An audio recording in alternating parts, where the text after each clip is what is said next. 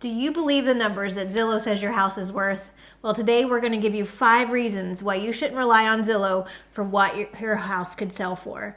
We're Shawn and Molly Angel with the Angel team, and we give you weekly content on all things living in Southwestern Indiana. So be sure to subscribe to our channel so you don't miss any of our future content. Shawn, let's jump right into our reasons on why you shouldn't rely on Zillow for what your house is worth. Well, point number 1 is Zestimate versus reality.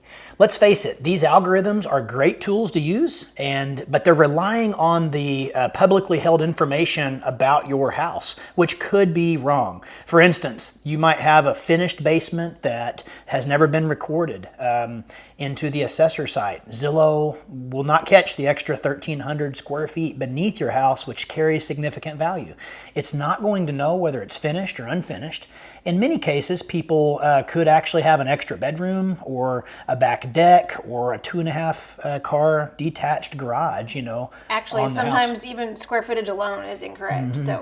Yeah, there's sometimes that we don't even know because we're not licensed appraisers, that can legally measure. So we will have a proactive measurement done by a professional. It costs about $100 for that. And that way, all of that are tools we can use to justify the price when the price is going to look a lot different than what the Zillow algorithm is going to show.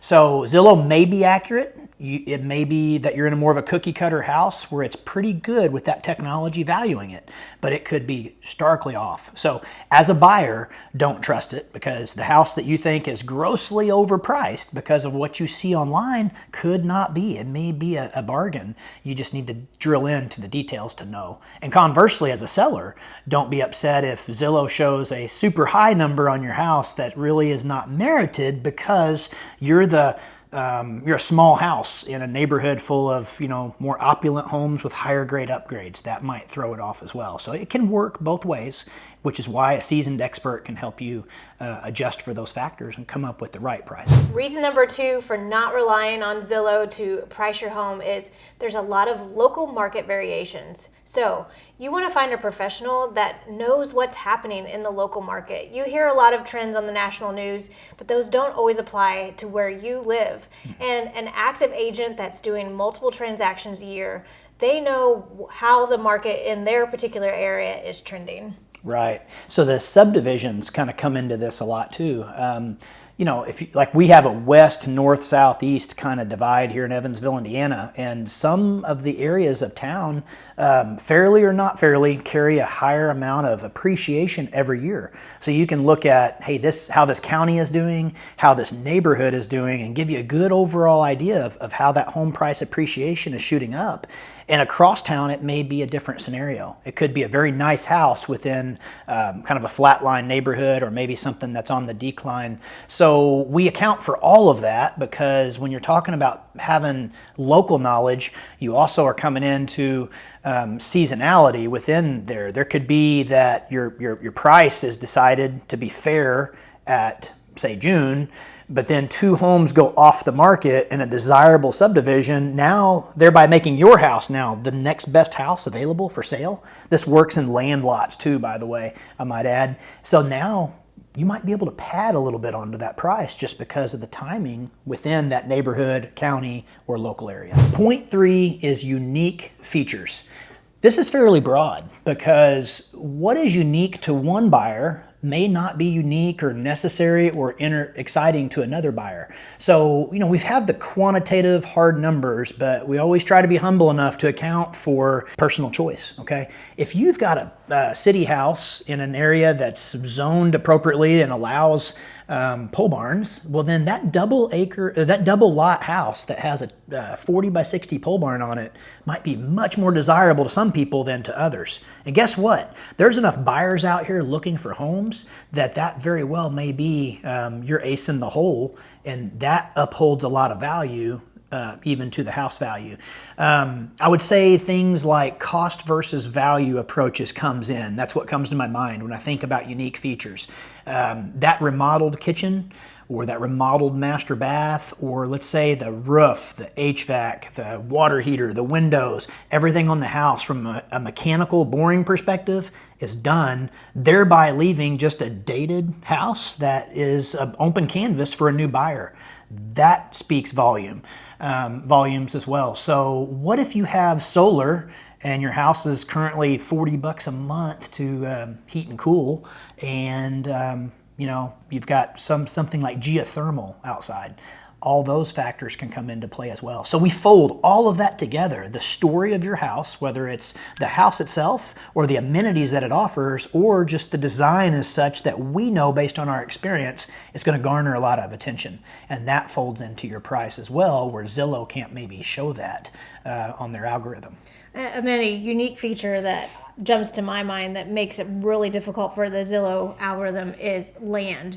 So like Shawn says, if you live in a neighborhood where your homes are pretty standard, you have the same size lots and same size square footage, it can be fairly accurate. But when you start getting into more rural areas like we have here with a lot of land, an equation cannot figure out what to do with that. So especially if unique homes, unique sizes of property, things like that, it really has difficulty when it comes to that. Yep. Reason number 4 on why not to rely on Zillow to price your home is recent comparable sales. So a lot of times these algorithms and computer programs kind of just grab whatever looks similar to your home, but they may not be looking at exactly what year that your home was built, the exact square footage, maybe you have more bedrooms than another home, different things like that, that they definitely do not take into account. And I think it's important to remind ourselves as well as you, the viewer, that crafting a price is exactly that. We're building a business case, our best knowledge, our best foot forward business case on what the market can handle, what we can justify to get you a contract, right? But then also what we can defend to get you through appraisal. Because many times, let's face it, we might oversell the house only to have that appraiser coming up short trying to figure out how he's going to make this thing work. So something that comes to mind the other day, I did a rule-based analysis, Molly, on the house, and it showed a house that was similar in look to our house. One was new construction. Might as well have been as a year old. One was a full basement, of which our house did not have a full basement. Another one was a full basement, dated, and it had 2.5 acres. And that was all I had to go on. So we're looking at it and saying, man, how do we come up with a plan of attack that we can sink our teeth into and build confidence? Because this is what we're doing. The comparables that we're using should help us with our confidence on how we're going to entertain lowball offers, feedback from people. And if you don't have confidence in your numbers, it's going to be really easy to cave if that number come out a little higher than what you thought it was worth, and then we left money on the table. Conversely, when we don't have confidence in our numbers and we tried to shoot high because we're trying to create a return, for you, the seller, on investment, we're going to miss the fact that we had 10 people look at this house that all came in pretty close on their offers or their feedback. And then if we don't move, now we're going to date you on the market and we're not listening to the market. So what we have to do sometimes is carve out the basement, carve out the land, and do separate valuations and build that picture back up together. And that ultimately we're trying to lead to confidence, not just what the neighbor across the street's house sold for 2 years ago. Because now you're getting into seasonality, timing, the fact that you don't know what's in their backyard and what their updates are. And you're also getting into the qualitative aspects on the fact that you like your colors better than what they had. And what we try to do is get that out of the way, put something down on pragmatic brass tacks, and go from there. Last but not least, maybe most important for some people, is the 5th point, which is your realistic versus your emotional value of your home. And let's face it, we get it. We live in a house, and our house builds memories, and it's a place of raising our kids, or it could be a place of just friendship and gatherings. And that remodel you did 25 years ago still carries a lot of weight with the stress of you eating off Coleman stoves and tiptoeing on plywood through the house, and we get it. But you know what? What we've got to look at is what's the current market condition showing, what are the comparables showing, and then let's build that case appropriately to where maybe we do come out with your emotional value, because let's face it, we're all trying to return value to sellers here. But we need to make sure we know the realistic value, so that way if we have to back up and punt, we're not surprised when that happens. So we do run into that a lot. This is a carryover from our fourth point, isn't it? Yeah, and the best way to combat this is to get a real estate professional involved with your transaction, because they can help you segment that emotional value or that emotional attachment from your home and actually show you data and reasoning behind why your home should be priced the way it should be priced. That's right. Well, so there you have it, our best attempt in 5 points to help you think about the strategy that goes into valuing your home, your precious home. We take this very seriously. One thing that a mentor of mine taught me years ago was that value is a function of price, location, and quality. Most of the times you can't change your location. Okay? Most of the times you can't substantially change your quality, nor are we going to get into, let's remodel and put $100,000 into it and make you at a 10x return. We're not going to do that, because we're not gamblers. We like to be steeped in facts and then try to hustle hard to get your price or more. And so we come down to that price mechanism many times. And what this conversation is hopefully helping us do is create a foundation. But ultimately, who determines your price? We can have the foundation. We can think we're right. We can stand on our laurels that we're right.